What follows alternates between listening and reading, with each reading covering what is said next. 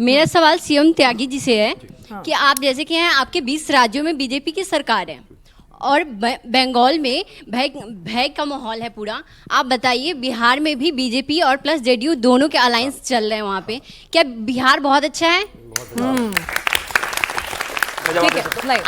आप वहाँ के स्टूडेंट्स से कभी नहीं मिलते, वहाँ की कॉलेजों में बिल्कुल पढ़ाई नहीं होती है, आप कभी वहाँ के स्टूडेंट्स के पास नहीं जाते हैं। और जब इलेक्शन के टाइम हो जाते हैं, बॉर्डर स्टेट का असर पड़ेगा, बगल के स्टेट की और जब इलेक्शन की प्रोग्रेस देखी जाएगी और उससे वोट डिसाइड करेगा, तो भाई ये तो बच्ची कुछ और ही कह रही है। और जब इलेक्शन की टाइम आती है, डरते इतने हैं कि चुनाव बंद करवा रहे हैं स्टूडेंट्स के। ठीक है, बताइए। चुनाव ही नहीं करवा रहे हैं स्टूडेंट्स के लिए।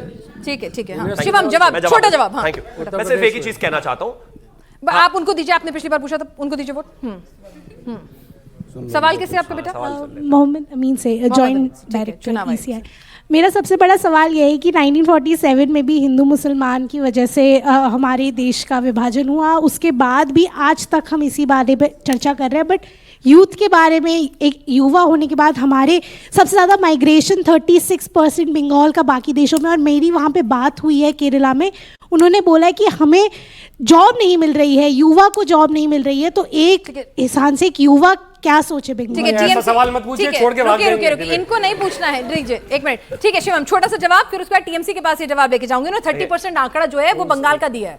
एक मिनट, हाँ बोलिए। मैं बिल्कुल नाराज नहीं होता। सबसे पहले जो बहन ने कहा बिल्कुल ठीक बात है, किसी भी राज्य में हमेशा इंप्रूवमेंट की आवश्यकता होती है, लेकिन हम बिहार को उस स्थिति से निकाल कर आए हैं जहां पर 5 बजे के बाद बेटी बाहर निकल नहीं सकती थी, जहां पर स्थितियां इतनी खराब थी कि खुद मुख्यमंत्री के जो साले हुआ करते थे वो कैसे कैसे केसेस में फंसते थे और उसके बाद स्थिति क्या होती थी वहीं से निकाल कर लाए हैं। हमने देखा है वो बिहार, और वो बिहार का जंगल राज। हाँ, इसमें कोई दो राय नहीं है कि इंप्रूवमेंट की आवश्यकता हर एक राज्य में हमेशा है। दूसरा, मैंने आप तब से देख रहे हैं, मैं हिंदू मुस्लिम नहीं कर रहा हूं, ऐसे वाले लोग कर रहे हैं। ठीक है, दूसरा सवाल संजय शर्मा जी के लिए। संजय शर्मा जी, बच्ची ने आंकड़ा दिया है कि रोजगार के लिए युवा पलायन कर रहे हैं, लगातार डेटा बढ़ता जा रहा है। फिर आप एक मिनट सुन लीजिए, तो फिर आपको कैसे यकीन है कि आप ही सरकार बनाने जा रहे हैं?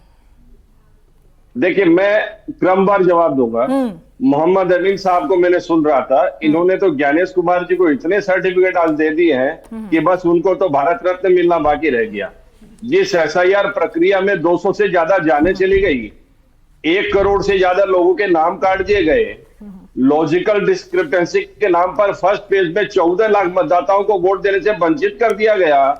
ऐसे व्यक्ति की तारीफ कर रहे हैं और कहते हैं अच्छा चुनाव करा रहे हैं। एक शिवम त्यागी जी ने कहा कि रामनवमी के प्रदर्शन पर, रामनवमी की झांकियों पर परमिशन लेना पड़ता है। बंगाल में 8 से 10 हजार रामनवमी कमेटियां हैं और कोई एक कमेटी को किसी कारण से कोर्ट जाना पड़ गया है, प्रशासन ने नहीं दिया, तो इसमें क्या है? तौबा मच गई। ये मुहर्रम के जुलूस की बात कर रहे थे। पश्चिम बंगाल में दुर्गा पूजा विसर्जन के समय जो भव्य झांकियां होती है, जो भव्य कार्यक्रम होते हैं, सारी दुनिया में उसकी कदर है, यूनेस्को तक ने उसको स्वीकृति दी है। नहीं, संजय शर्मा जी मेरी बात सुनिए ना, कैंपेन ओवर होने जा रहा है कल शाम को 5 बजे।